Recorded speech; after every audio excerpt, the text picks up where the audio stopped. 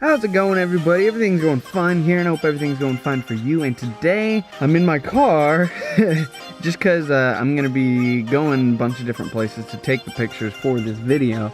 But basically what this video is it's just a tour to show you guys a few ways you can improve your photography from what it already is, and just make it a little bit different from everybody else's. I find this to be one of those things that everybody looks at and is like, you know, everybody takes the same photos, and it's kind of hard nowadays to get a different photo than what everybody else is getting.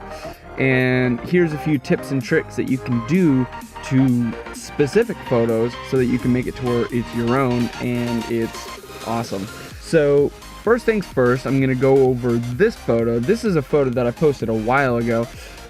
It's of a little frog soap stone structure that my brother had made back, God knows whenever, I think it was in high school or whatever, but anyways, he made it a while ago, and it was just a little cool little frog thing that I figured I'd put in a photo and it'd look cool. But anyways, with this frog, what I did was I took a picture that I originally would have found, you know, pretty nice, pretty good, and I just stuck this frog in front of it, threw on a wide angle lens, focused on the frog, and that's what I got out of it. It was a really cool picture. It's one of my favorite pictures that I've ever taken, besides like that flower picture that was, I don't know, if you guys follow our channel on Facebook, you'll know exactly what I'm talking about. It's that flower picture where everything's black and white and then the one flower is colored. It's really cool, beautiful photo. But anyways, there's one example of something you can do to your photography. Just grab a simple mundane object that somebody may have created, or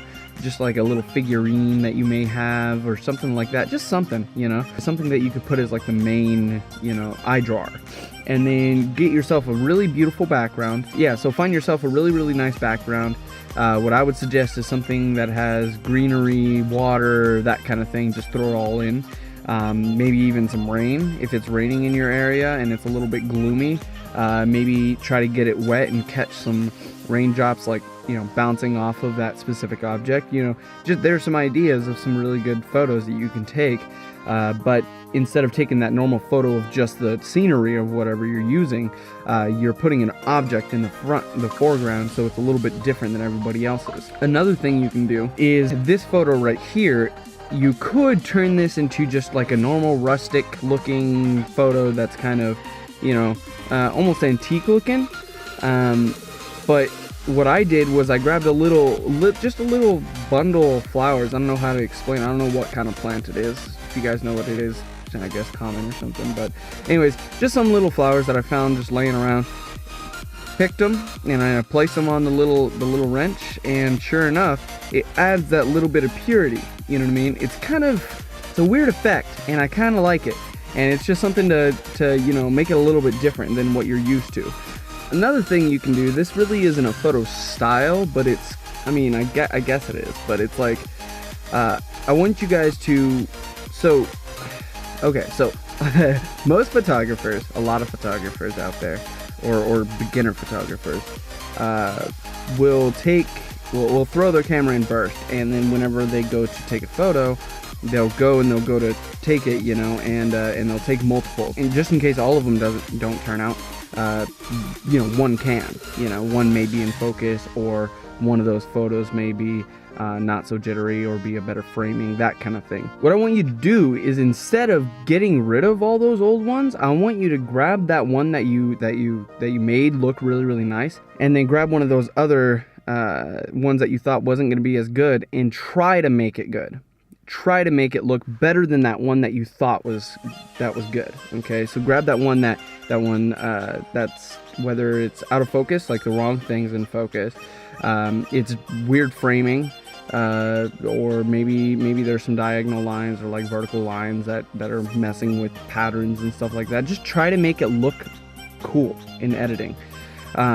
This is more of a modification to your skill than a different photo style, but it will definitely help you in your photography. I'm not kidding at all. This is something that I do personally, because I'll go on a photography shoot or whatever. I'll go, you know, into nature to take photos and stuff. And I'll do a burst shot. Because I'll admit it, I'll do it too, you know, because you never know. But I'll take a bunch of photos, and then I'll grab one of those bad photos, and I'll be like, how can I make this look better? How can I, what can I add to this? What can I do in post-production that could turn this from bad to good? And it really makes you think about, you know, what you can do to improve it. And if you think about that more often, then you're thinking about it behind the camera when you're actually doing it. And then after that, your photography is improved. And number 4, play around with all the photography things. Tips and tricks that all photographers, you know, suggest to you to do when you're going through, whether it's film school or whatever, you know. They always teach you like small little things that you can do. For example, this. Okay, so this photo I took in San Diego, and it was a long exposure.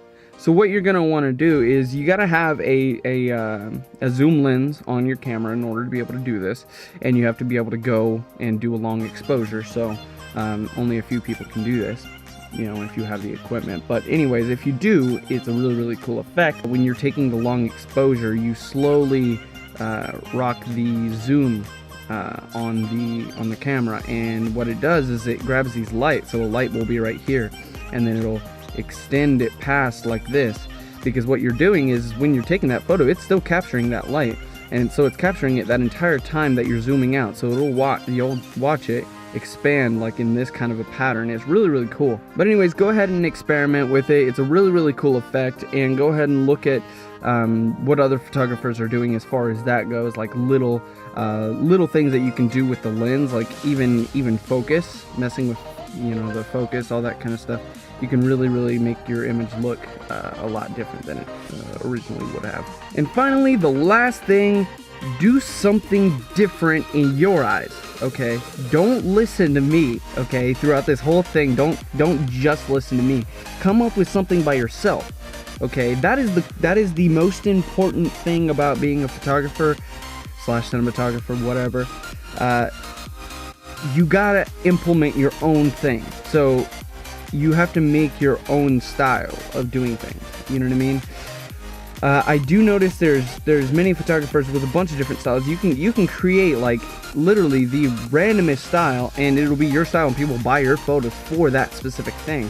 Like for example, okay, there's many photographers out there that they'll add a little object. Okay, like I was saying before, a little object to the photos that mean a lot to them, and every single photo that they take, they'll have that object in. So they'll have it to the side, or they'll have it in the main focus, or they'll have it, you know, slightly to the side, or as a secondary, that kind of thing, or they'll throw flowers all over, or they'll throw lights all over, or whatever. Okay, but all their photos will have that thing in it. That's still considered a style. Or you know, get yourself a light. Okay, a light, just a simple light. Okay, it could be a different color, whatever, but make sure that it's different than any other photographer's light. Whether that be just like a little flashlight, like a blue light, a red light, purple light, whatever. And then in your photos, you can implement that.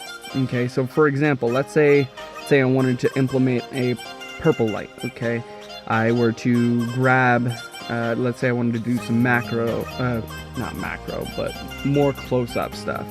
And I wanted to take a picture of some rocks that had water flowing down them or something. Okay, now at night, what I do is I grab this light and I shine it towards the bottom, so you'd see this light bouncing off of that water once it's coming off of these rocks. I have this visual in my head, so you guys probably don't know what I'm talking about. But just add something of your own taste. Just throw some personality into it, and don't just go off of what I say. Don't just go off of what other photographers say. Go off of what you think looks cool. And if you think it looks cool, other people are going to think it looks cool. It's just fact. People like what other people like. But anyways, I really hope you guys enjoyed. This video turned out to be a little bit longer than I expected it to, considering it's like a 5-thing quick fix kind of weird mix. But anyways, I really hope you guys enjoyed. Smash that like button, subscribe if you aren't already, and I will see you in the next video.